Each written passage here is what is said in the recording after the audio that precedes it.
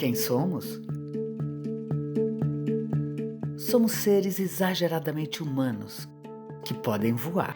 Hoje o bate-papo é com duas grandes mulheres, Paula Trabuzzi, cineasta e empreendedora, e Patrícia Weiss, consultora estratégica de narrativas de marcas com mais de 30 anos de experiência. Paula é fundadora e Patrícia uma das cofundadoras da Asas, um coletivo internacional de inteligência criativa. O mundo é melhor quando a gente voa. E você, tem asas? Paula, Patrícia, é um prazer enorme estar com vocês. Prazer é nosso, querida. Prazer enorme.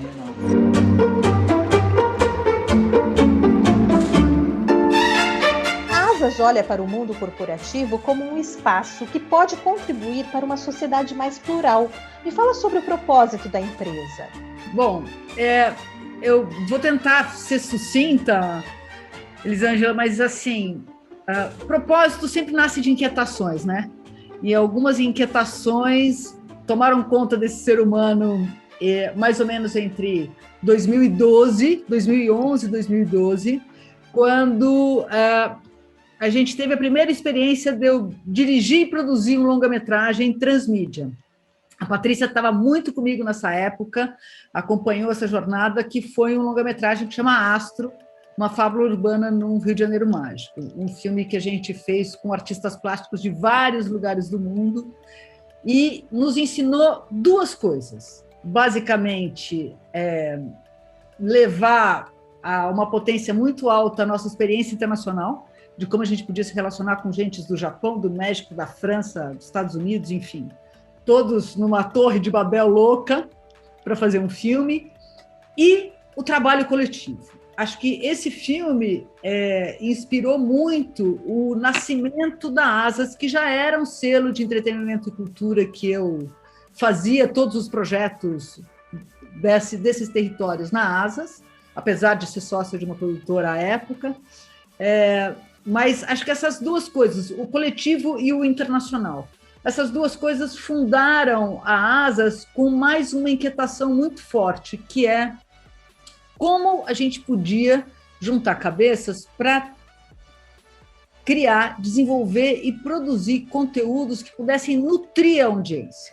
E não somente abastecer no que eu chamo de fat media, que é aquela coisa que você joga tudo para dentro, mas chega no final, aquilo não te aculturou e nada, não fez com que você elevasse o seu conhecimento sobre o mundo ou te inspirasse formas mais humanistas de experimentar a vida. Então, a Asas já nasceu com um propósito muito alto de juntar essas coisas, o internacional, o coletivo, e da gente fazer conteúdos relevantes que inspirem formas mais humanistas de experimentar a vida. Então, acho que eu consegui reduzir para você um pouquinho o propósito do nosso coletivo. Patrícia, a gente vive num mundo cheio de incertezas. Mudou alguma coisa com relação às narrativas na hora de você fazer as conexões com as pessoas? Bom, primeiro que eu acredito muito, e o mundo está demonstrando isso através de marcas, principalmente, que têm escolhido nos últimos 20 anos, pelo menos, o caminho, na verdade, das narrativas relevantes, né? Porque escolher o storytelling por escolher não significa que a marca aterrize num território de conversa uma história que seja sobre as pessoas e não sobre a marca. Uma história que seja carregada de valores humanos e que, por isso mesmo, conecta a emoção das pessoas e cria uma identificação entre a audiência, né, as pessoas, e a marca, porque fez sentido, porque tem importância para as pessoas, porque é baseado na verdade, feito para pessoas reais, né?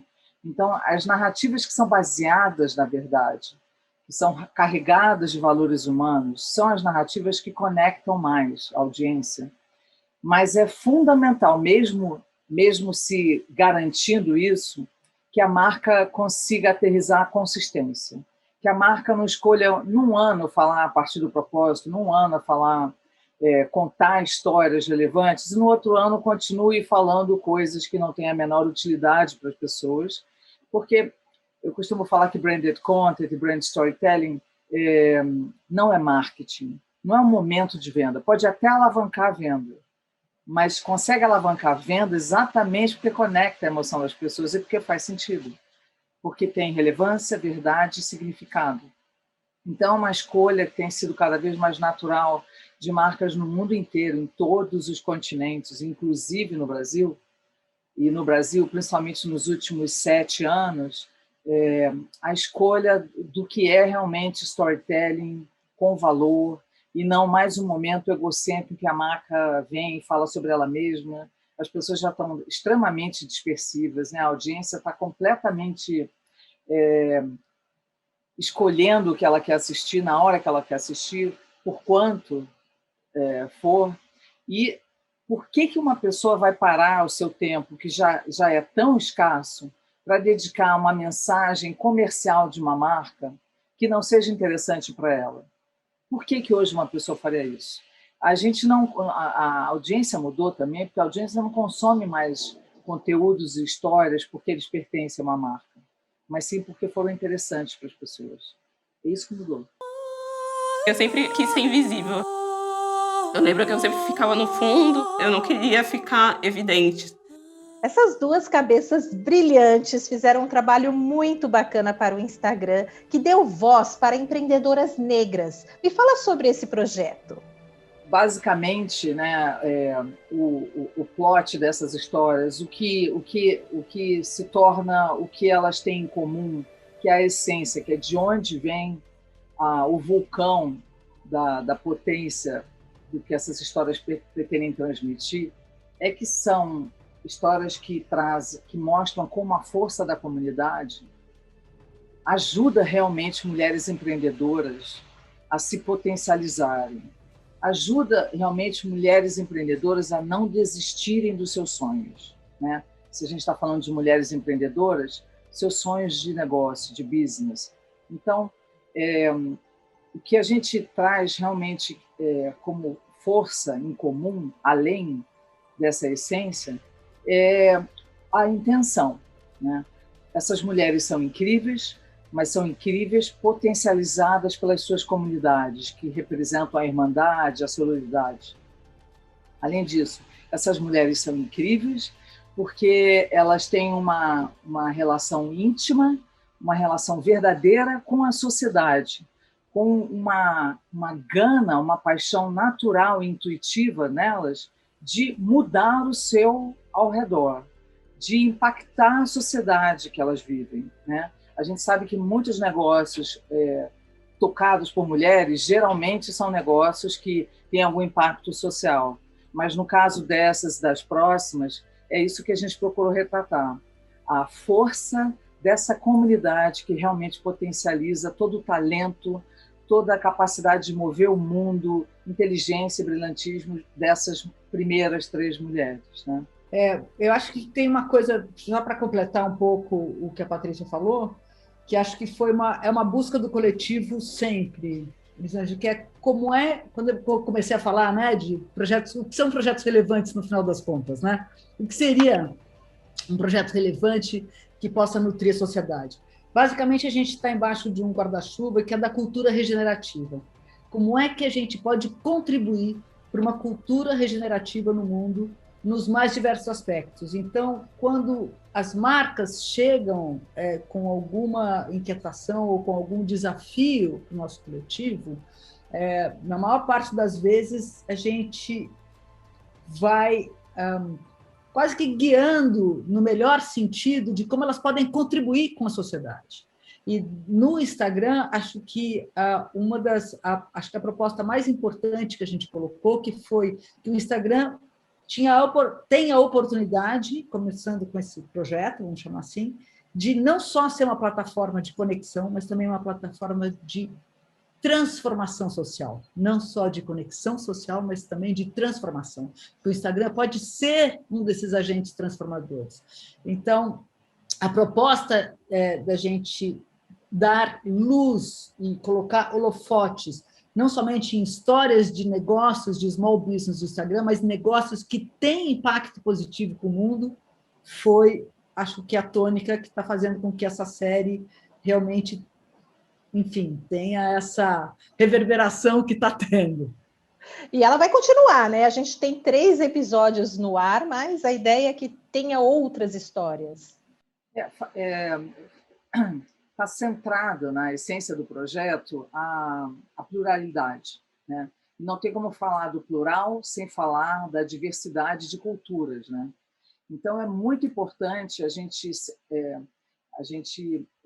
não esquecer que, independente do momento em que a gente descobre a protagonista, descobre a personagem, a gente detectou que ela tem uma história interessante para contar, que vai realmente conectar a emoção das pessoas, independente de onde as pessoas vivem ou se elas já montaram um negócio ou não, mas, acima de tudo, todas as histórias elas têm um elemento muito importante, que é o de tentar provocar não só uma reflexão, mas encorajar outras mulheres que têm qualquer talento ou que não têm alguma certeza sobre seus talentos, que aquilo pode virar mais do que o seu sustento, a sua realização na sua vida pessoal e profissional, né?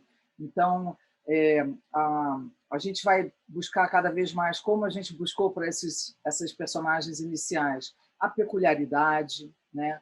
A forma de olhar para um universo e para uma universalidade nos perfis e nos contextos em que elas vivem, nas dificuldades que elas enfrentam e enfrentaram, com ou sem pandemia, mas tentar olhar esse universo gigante e tão interessante, meio que através do olho da fechadura, né? Como o Eduardo Galeano sempre falou tão bem.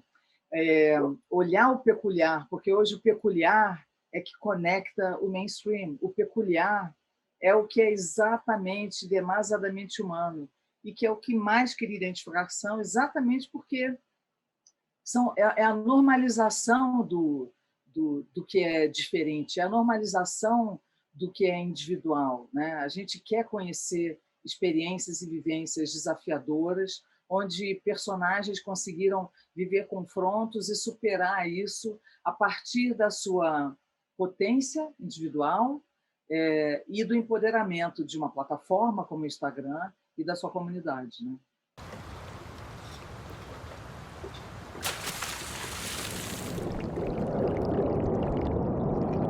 É de sonho e de pó o destino de um sonho. Paula, você tem uma história no cinema. Como essa experiência enriquece o trabalho na publicidade? E hoje também nós estamos na pandemia. Quais são os desafios de filmar nesse período?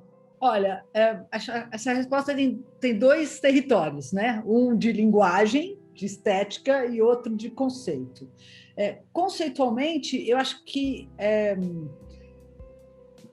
o fato de eu ter trabalhado muito com cinema publicitário me ajuda a pegar o cliente pela mão e trazê-lo para o território da cultura e entretenimento. Ao invés de ir lá e fazer uma propaganda, olha, como é que você pode vir para esse território e olhar para o que as pessoas se emocionam e não só pelo que você quer mostrar, né? São 2 lugares diferentes. Acho que isso é a coisa conceitual.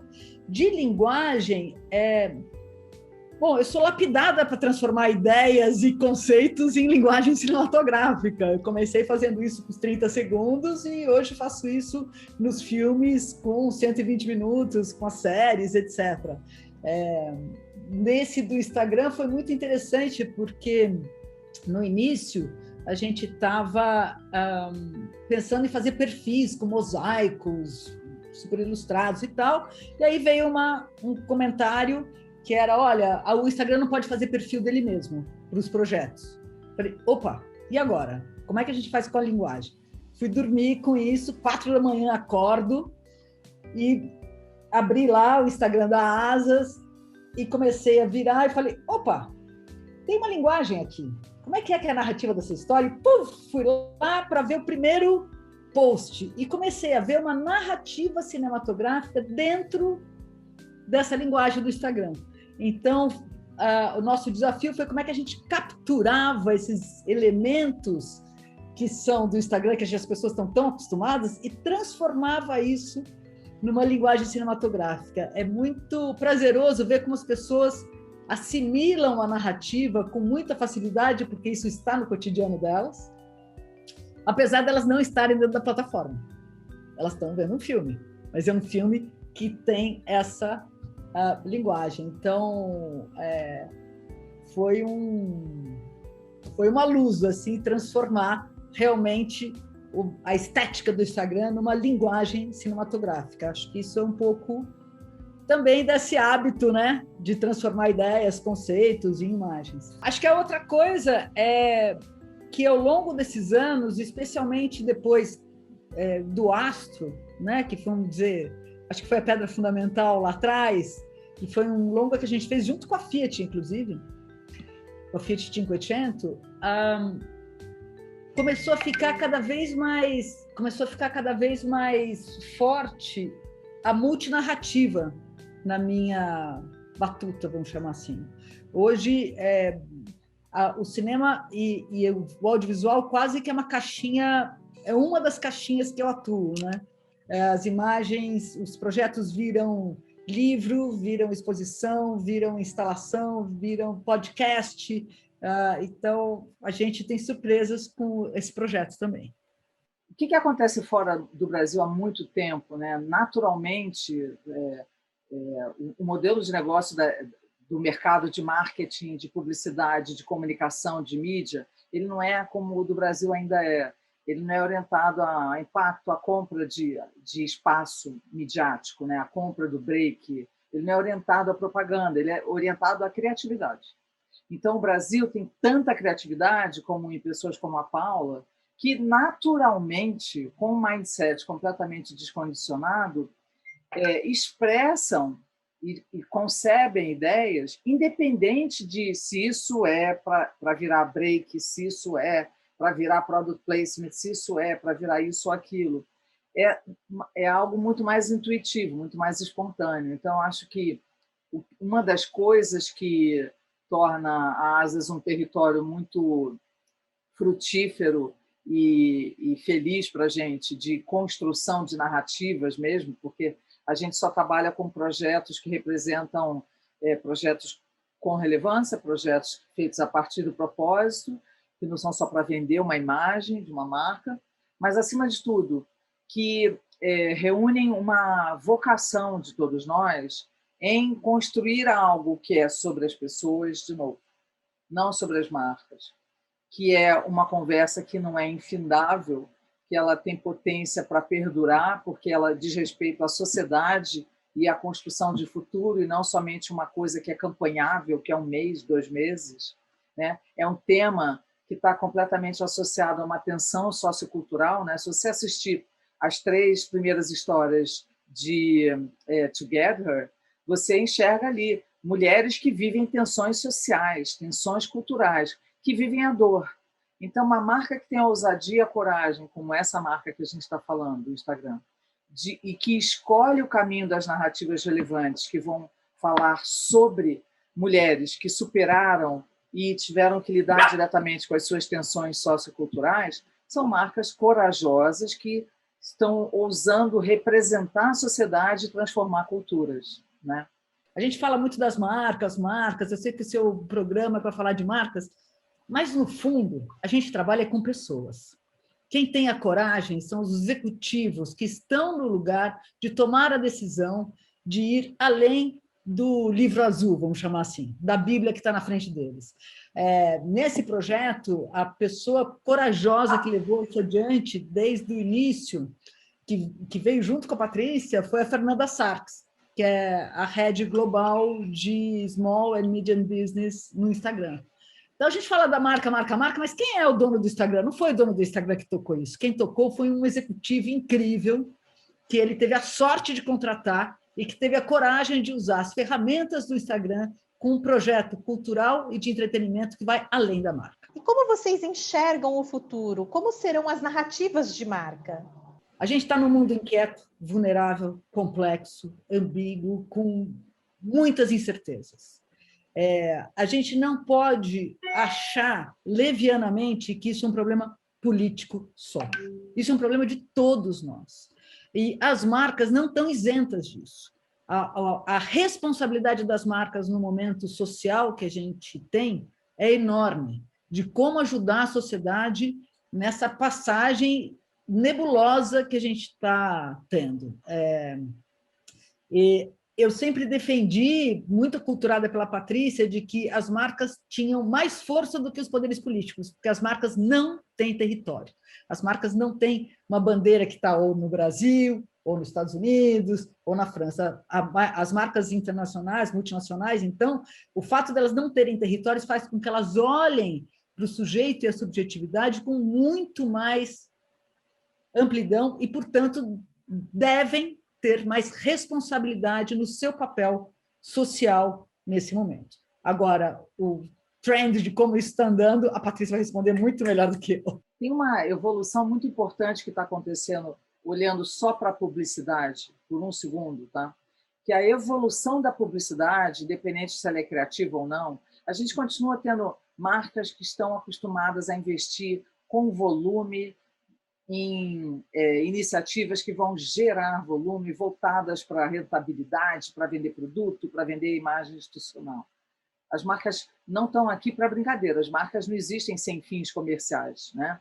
Elas têm um objetivo muito claro, porém, não é mais suficiente isso.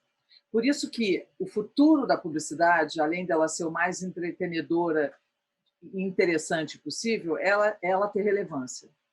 Então, quando a gente fala o futuro da publicidade, a gente está falando o futuro das marcas, porque eu costumo dizer que a grande revolução do marketing, né, para o mundo das marcas acontece quando elas conseguem de verdade se colocar no lugar das pessoas. Se colocar no lugar das pessoas é identificar com novas lentes o que pulsa na sociedade, o que realmente é tensão. A marca não está acostumada a abraçar a tensão. Ela está acostumada a falar de alguma coisa que parece importante para as pessoas para falar dela mesma. Fins próprios. O que é uma revolução que está acontecendo, que é futuro, mas que já está acontecendo, é que diversas marcas, Unilever, Procter & Gamble, muitas marcas mundo afora, entenderam, identificaram que falar a partir do propósito e desenvolver iniciativas que vão fazer mais sentido para a sociedade, para os indivíduos, para a vida das pessoas, não só em função da curva do consumidor, não só em função do consumo, né? Mas sim em função do que é importante para as pessoas, esse tipo de comportamento de marca a gente vê cada vez mais.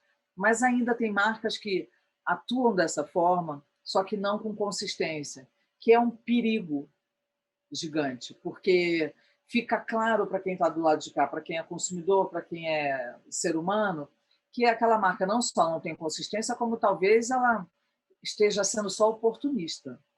Então, o que antes ficava submerso e talvez disfarçado, vem à tona com muito mais força e viralidade, né? A verdade vem à tona com muito mais força. Então, fica muito difícil para a marca esconder qual foi a sua intenção, a sua real intenção por trás daquela iniciativa. Ela está sendo medida passo a passo. Hoje não é mais suficiente para uma marca ser incrível, ser presente, fazer boas ações, responder direitinho nas redes sociais, se comportar direitinho, ter produtos incríveis, serviços incríveis, respostas rápidas. Isso não é mais suficiente. Ela precisa ser autêntica, ela precisa ser transparente, ela precisa ser relevante como marca, porque ninguém espera mais isso das instituições públicas. É a grande oportunidade das marcas, no melhor dos sentidos. Então, o futuro vem sendo marcas atuando com mais propósito, mais com consistência. O futuro já vem sendo as narrativas que são mais relevantes, não só aquelas que são muito divertidas só. E a verdade, né? Porque, afinal de contas, algumas narrativas, né, alguns cases de brand storytelling, de branded content, fazem tanto sentido, têm tanta repercussão e tanta ressonância na sociedade. E tanto engajamento nas redes sociais também. Por quê? Porque eles têm verdade. E a verdade é a verdade humana. É a verdade humana que conecta. Então, o poder de humanização de uma narrativa de marca ou de qualquer história reside exatamente na sua integridade, na sua verdade. É disso que as pessoas precisam, mesmo que seja de forma ficcional ou numa ficção científica. E uma outra coisinha que eu queria colocar. Claro. Tem gente que acha que não, mas tem algo acontecendo nos últimos 4 anos, quando a gente fala de brand storytelling, branded content e brand entertainment, né? Que não para de acontecer, não para de evoluir, e me parece um futuro que já está aqui, que são as narrativas de formatos mais longos, por incrível que pareça. São as narrativas que marcas antes investiam em narrativas de 3 minutos, estão investindo em 5, investindo em série, investindo no que as pessoas escolhem assistir, né? Então, tem esse padrão, é um padrão comportamental, não é um padrão estabelecido pelas marcas, né? Então, o que for mais interessante para as pessoas, as marcas precisam detectar para tentar chegar o mais perto disso, da forma mais original e autêntica. Obrigada pela entrevista, adorei o nosso bate-papo, sucesso sempre para vocês. Tá bom. Muito obrigada pelo convite, pelo tempo de você. Tem sido uma honra também, né, que a gente... que a Asas esteja sendo percebida cada vez mais como essa espécie de aceleradora de propósitos, né? E que como a gente consegue colocar essa diversidade de inteligências de vários lugares do mundo para pensar projetos originais, autênticos e que aterrizem em tudo isso que a Patrícia falou. Eu posso só fazer um ponto em relação a Asas? Claro. Que eu não sei o quanto fica claro, porque a Asas é considerada, às vezes, pelo nosso mercado, erroneamente, como uma produtora, porque o nosso mercado tem uma certa mania de classificar algo como ou é consultoria, ou é agência, ou é produtora. E é uma loucura você perceber isso acontecendo no mundo em que tudo se reinventa todos os dias, inclusive o que tem forma e formato, né? A Asas é um encontro de pessoas com crenças em comum, mas, acima de tudo, não existe um departamento de criação. Um projeto como esses, assim como outros que a gente fez para a Heineken, para Itaú, para a Molico, para a Nestlé, para a Natura, em todos os projetos que a gente abraça e desenvolve, o grupo de pessoas que trabalha não tem o grupo da criação, o grupo da produção, o grupo... É claro que na hora de dirigir não tem muito jeito, não dá para todo mundo dirigir com a Paula, por exemplo, né? Nem todo mundo sabe montar, né? Nem todo mundo...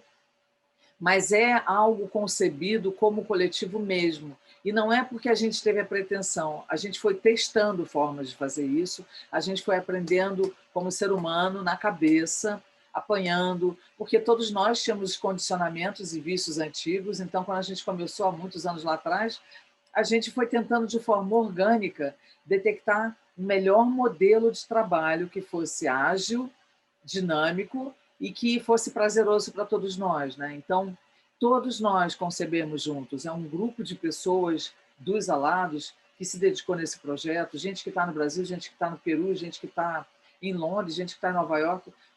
Esses malucos todos, não importa se eles já tomaram conta de um determinado território, na ASA a gente suspende esses territórios, porque o que importa para a gente realmente não é como a gente vai conceber, é a gente conseguir conceber o projeto. Então a gente cria, produz, faz curadoria, um monte de coisa, sem departamentos. E isso acaba resultando num coletivo internacional de inteligência criativa. Ou seja, todo mundo tem, né? Você tem, a Patrícia, qualquer um tem inteligência criativa. Então, qual é a sua porta de entrada? A porta de entrada da Patrícia pode ser como consultor e como produtor executivo. Isso não faz com que ela não tenha ideias criativas, né? A minha porta de entrada pode ser como produtora e diretora, mas isso não quer dizer que eu não possa pensar em estratégia, né? Então, a porta de entrada de cada um são os seus expertises, mas na Asas isso fica horizontalizado e todos cuidam de tudo. O mundo é melhor quando a gente voa. E você? Tem asas?